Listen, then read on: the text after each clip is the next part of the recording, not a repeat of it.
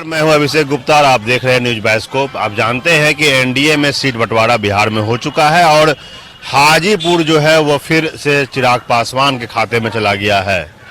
इस वक्त हम हाजीपुर आए हुए हैं और हाजीपुर में जानेंगे जनता की राय कि क्या इस बार हाजीपुर की जनता की राय है। और वो पशुपति पारस भी दावा कर रहे हैं चुनाव लड़ने का, जो अब आज केंद्रीय मंत्रिपरिषद से उन्होंने इस्तीफा भी दे दिया है। और इस बार जो एनडीए के समीकरण है उसमें पशुपति पारस की जो पार्टी है उसको एनडीए से बाहर कर दिया गया है और चिराग पासवान की पार्टी को शामिल किया गया है एनडीए में। तो हम यहाँ पर आए हैं और लोगों से राय जान रहे हैं कि क्या आप इधर आइए, बताइए क्या लगता है कि अब जो चिराग पासवान को भाजपा ने मौका दिया है, अब हाजीपुर सीट भी उनको मिल गया है, तो चिराग पासवान को ही हम लोग देंगे। पशुपति पारस तो पास वो किसी काम का है ही नहीं, तो उनको वोट देके क्या होगा। मेन उत्तराधिकारी जो रामविलास पासवान का है उसको कौन होगा उत्तराधिकारी? उनका लड़का होगा, रामविलास पासवान का लड़का होगा उत्तराधिकारी, उनको वोट मिलेगा। पारस जी तो बहुत लंबे समय से काम करते रहे हैं। रामविलास पासवान भी जब यहाँ से चुनाव लड़ते थे तो सारा चीज वो देखते थे। पशुपारस जो है आज तक कोई काम नहीं किए तो कैसे कहा जाएगा। हाजीपुर में कुछ नहीं किए हैं अभी तक, कहीं उनका रिकॉर्ड भी नहीं है किसी काम का, तो कैसे। क्या लगता है, मतलब पारस जी को तो एनडीए से बाहर कर दिया गया है, अब चिराग पासवान को मौका दिया जा रहा है, लेकिन वो भी चुनाव लड़ेंगे। पारस जी भी चुनाव लड़ने की बात कर रहे हैं हाजीपुर से। नहीं, वही क्या चिराग पासवान जी लड़ेंगे। चिराग पासवान भी लड़ रहे हैं और जो वर्तमान में एमपी है, सांसद है हाजीपुर का, वो भी लड़ेंगे। वो भी लड़ेंगे, उन लोग का समर्थन में नहीं है हम लोग। रामविलास पासवान का जो ये क्षेत्र रहा है इसका उत्तराधिकारी कौन होगा? चिराग पासवान है। चिराग पासवान है। पशुपति पारस भी तो उन्हीं के भाई हैं। भाई ना है, उत्तराधिकारी तो बेटा ना होता है, भाई थोड़ी होता है। चिराग जी के ऐसे भी यहाँ उनका रिजर्व सीट है, वो किसी बिहार पे वो जीतेंगे, कोई हरा नहीं सकता उनको। पशुपति पारस का संगठन चलाने का अनुभव है और आपके यहाँ काम भी कर रहे हैं। और अगर यहाँ आएंगे चिराग पासवान तो जितने बेरोजगार है रोजगार देने का काम जरूर करेंगे। इसमें ये रोजगार देने का कैसे काम करेंगे उनको, क्या आपको लगता है? प्राइवेट संस्था से जरूर किसी न किसी रोजगार देने के काम ऐसे करेंगे कि उनका बिहार फर्स्ट के नारा है। ये कोई जातिवादी इसमें नहीं है, ठीक है। वो बिहारियों को आगे बढ़ाना चाहते हैं और कहीं भी वो सोचते हैं कि हमारा बिहार के लोग बाहर नहीं जाए, बिहार में रहे, अपना इंडस्ट्री यहाँ पर लगाएंगे, अपना काम करेंगे। और उससे अच्छा अभी मतलब हाजीपुर में कोई नहीं होगा। बिल्कुल, देखिए ये लोगों का मानना है और लगातार लोग राय दे रहे हैं। क्या लग रहा है कि अब चिराग पासवान को अब मौका मिल रहा है, पशुपति पारस को अब मौका? हम किसी को वोट नहीं देंगे, हम कमाएंगे तो खाएंगे, सीधा बात। वोट नहीं देंगे तो कैसे? भारतीय नागरिक है। आप बताइए रामविलास पासवान को उत्तराधिकारी कौन होगा? अरे चिराग पासवान होगा, और कौन होगा? पशुपति पारस को उन्होंने बेटा के भाई पटीदार रहा है, गजब बात है। लेकिन रामविलास पासवान अपने जिंदगी में उनको यहाँ से चुनाव लड़वाया तो क्या किया कि भाई के दे देगा सब हक अपन। आप अपना भाई के दे दीजिएगा, क्या अपना बेटे को दीजिएगा? आपका वंश कैसे बढ़ेगा? आपके बेटा से क्या मेरे बेटा से? तो वो अपना देखेगा कि आपका देखेगा? ये बताइए क्या लग रहा है इस बार पशुपति पारस की चिराग पासवान? भाई इधर तो हम इधर के नहीं, हम किशनगंज के तरफ के। किशनगंज क्या? चलिए कोई बात नहीं, हम यहाँ के लोगों से बात करते हैं। आप लोग बताओ भाई कि तुम युवा हो, क्या लगता है कि रामविलास पासवान का उत्तराधिकारी कौन होगा? नहीं, किशनगंज का है, हम भी किशनगंज का है।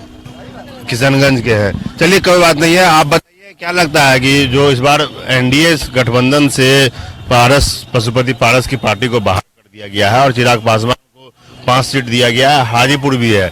हाजीपुर रामविलास पासवान का बहुत लंबा करियर रहा और हाजीपुर में रिकॉर्ड कायम करते रहे लोकसभा चुनाव में वोट के अंतर में।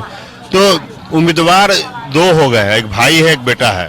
उत्तराधिकारी किसको मानती है हाजीपुर की जनता? उत्तराधिकारी तो उनका बेटा ही होगा ना, रामविलास जी का बेटा ही उत्तराधिकारी है। पारस जी तो इतना लंबे समय से काम कर रहे हैं और रामविलास पासवान उनको यहाँ पर टिकट देकर के अपने साथ लड़वाए थे और सामने करवाए थे। वो जमुई से चिराग लड़ते रहे हैं।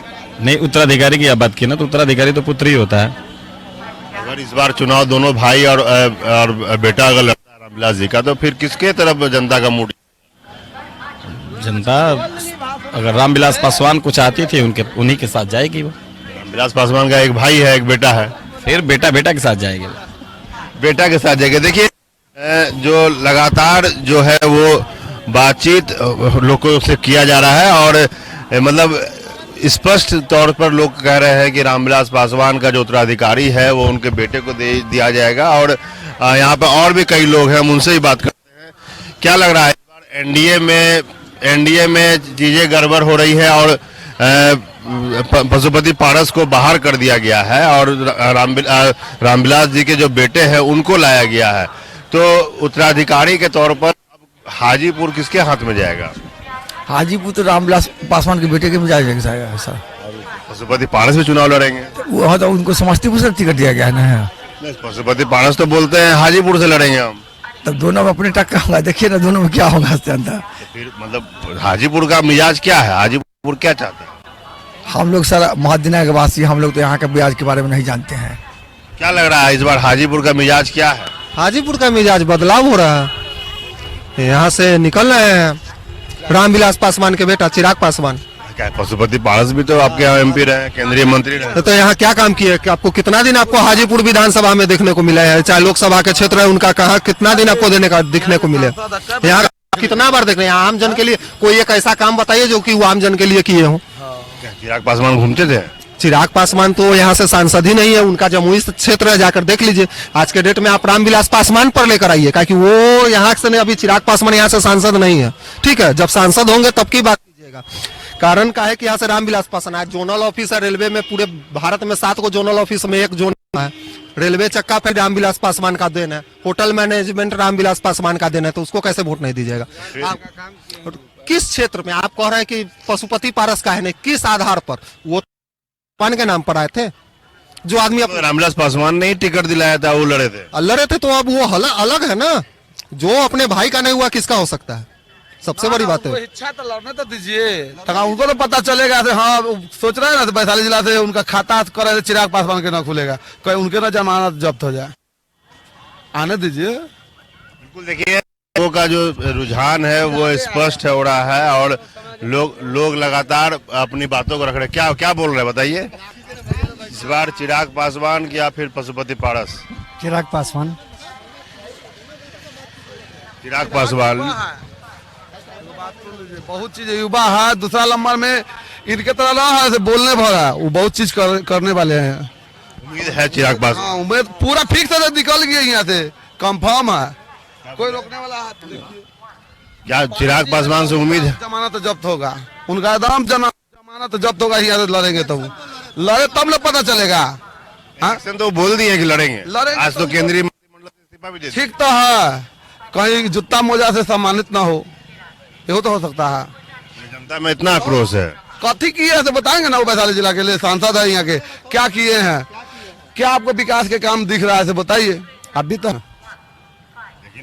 रामविलास पासवान बहुत मानते हैं भाई, मानते थे ना, मानते हैं तो रामविलास के बेटा को मानेंगे ना, अमरी उनको सम्मान देंगे, यहाँ से निकाल देंगे, और कुछ चाहिए? क्या लग रहा है कि जो बोल रहे हैं भाई लोग, उसमें कितना मतलब लग रहा है कि 100% बात सही है?